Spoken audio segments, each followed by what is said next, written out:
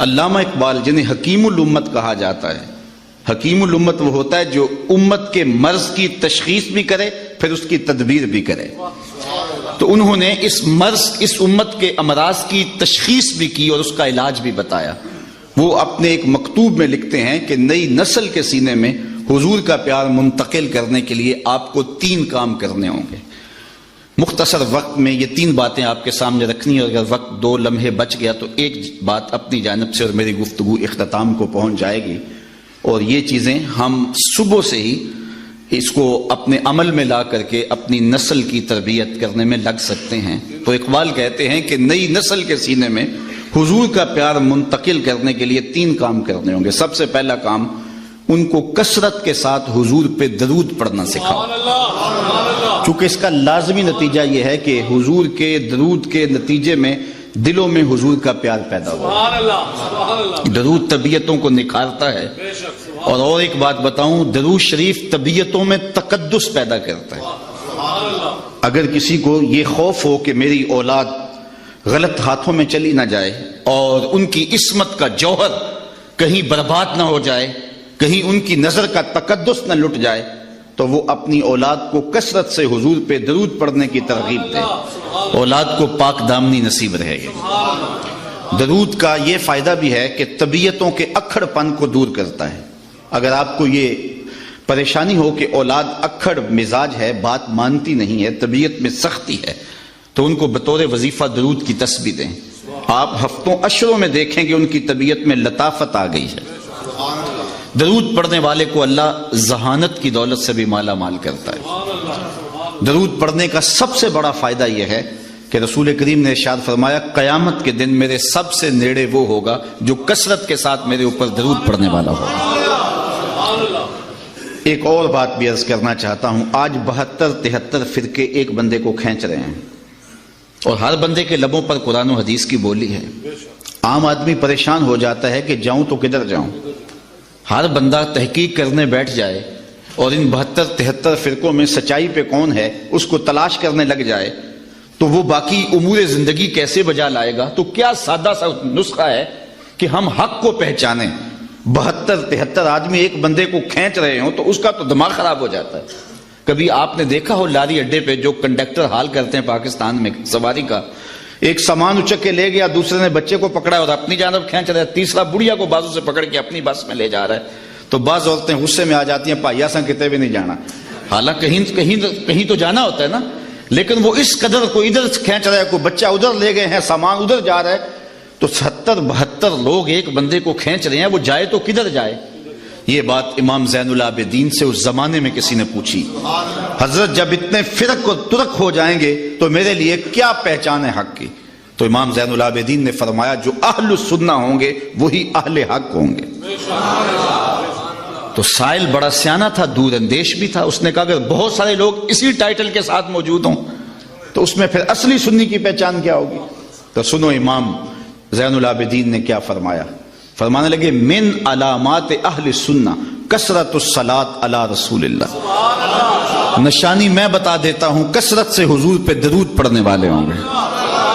اب کوئی خیر سے ہمیں درودیہ ہونے کا تانا دے، ہمارے لیے یہ تمغہ امتیاز ہے. میں کہتا ہوں ہم بارودیے نہیں، ہم درودیے ہیں. یہ ہمارے لیے اعزاز ہے، یہ ہمارے لیے افتخار ہے کہ ہم حضور پہ درود پڑھنے والے ہیں. تو کثرت سے درود پڑھو تو اس کا فائدہ یہ ہوگا کہ آپ کو حق ہاتھ میں آ جائے گا.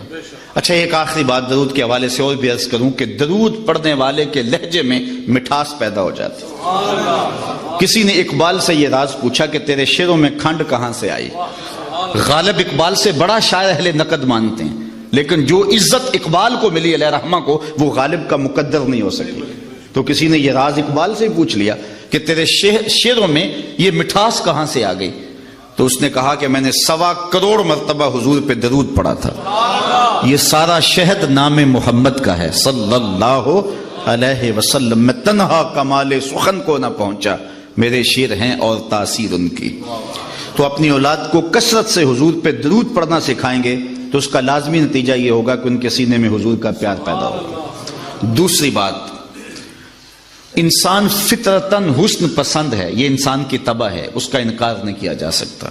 جہاں بھی حسن ہوگا انسان ادھر لڑک جائے گا، وہ کاکل داراز میں ہو، وہ لب و رخسار میں ہو، وہ قامت زیبا میں ہو، وہ نرگسی آنکھوں میں ہو، وہ معصوم بچے کی مسکراہٹ میں ہو، اور وہ بوڑھے کے بالوں کی سفیدی میں ہو، وہ دھنک کی شوخی میں ہو، وہ کوسے قضا کی رنگینی میں ہو، وہ پپیہے کی آواز میں ہو، وہ بلبل کے لہجے میں ہو، وہ کوئل کی دل فریب صدا میں ہو، وہ جہاں بھی ہوگی تتلی کے پروں میں ہو، قدرت کی سنائی کے رنگ ہو، جہاں بھی حسن ہوگا دل ادھر لڑک جائے گا، یہ انسانی فطرت ہے۔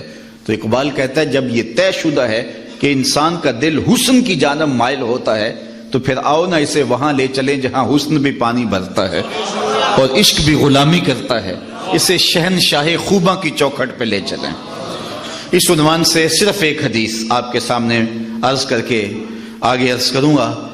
حضرت ابو طفیل صحابہ میں سب سے آخر میں انتقال کیا ہے، حج کا موسم تھا، لوگوں کا ہجوم تھا، یہ ایک اونچے ٹیلے پہ کھڑے ہو گئے اور لوگوں سے مخاطبہ کرتے ہوئے کہا، لوگوں اس وقت روئے زمین پہ میرے علاوہ کوئی نہیں جس نے حضور کو دیکھا ہے، آؤ مجھ سے حضور کی باتیں سنو۔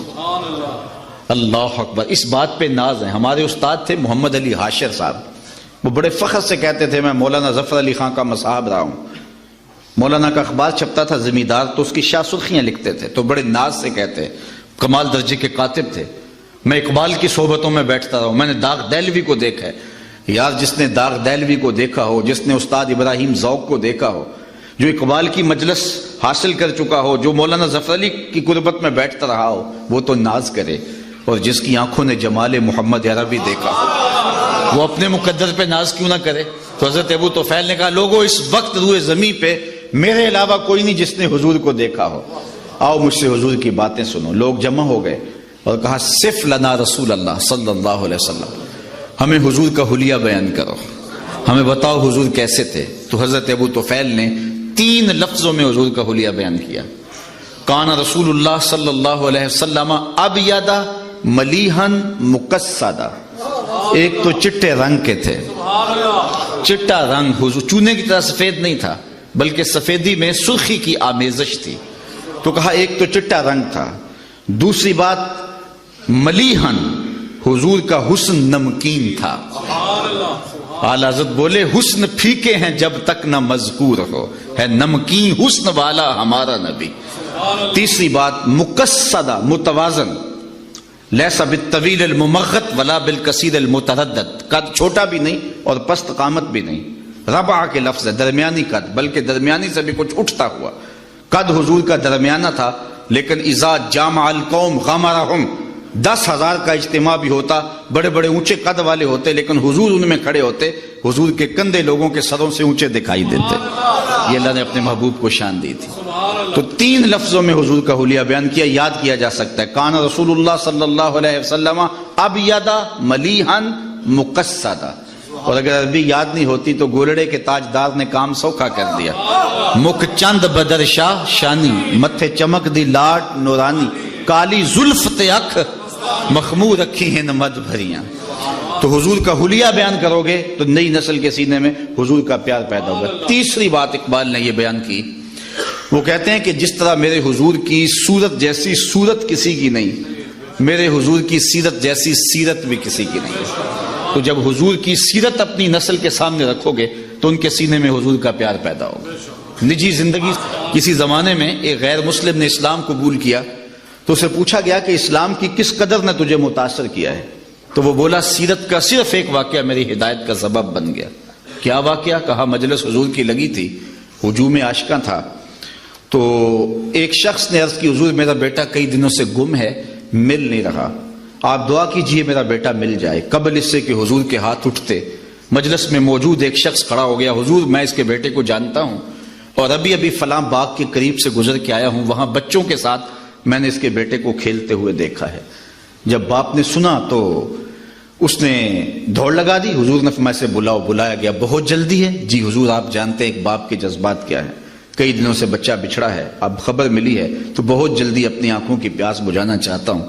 ماں الگ تڑپ رہی ہے، کئی دنوں سے اس نے کچھ کھایا نہیں، کچھ پیا نہیں، میں چاہتا ہوں کہ بہت جلد اسے ملوں اور سینے کو قرار ملے۔ فرمایا ضرور جاؤ، میں تجھے روکتا نہیں، روکنے کے لیے بلایا بھی نہیں۔ لیکن میری ایک بات سنتے جانا کہ جب تم باغ کے کنارے جاؤ اور بچوں کے ساتھ اپنے بچے کو کھیلتا ہوا دیکھ لو تو اسے بیٹا بیٹا کہہ کے آوازیں نہ دینے لگ جانا، اس کا جو نام رکھا ہے اس نام سے پکارنا۔ عرض کی حضور میرا بیٹا ہے، اگر بیٹا کہہ کے پکاروں تو اس میں حرج بھی کیا ہے؟ فرمایا تم کئی دنوں سے بچھڑے ہو، تمہارے لہجے میں بلا کا رس ہوگا، اور تم نہیں جانتے، ہو سکتا ہے کھیلنے والوں میں کوئی یتیم بھی کھیل رہا ہو، اور جب تم اپنے بیٹے کو بیٹا کہہ کے پکارو گے تو یتیم کا دل چھریاں اس پہ چلیں گی، آج میرا باپ ہوتا تو مجھے بھی بیٹا کہہ کے پکارتا۔ کہا یہ شوق گھر جا کے پورا کر لینا۔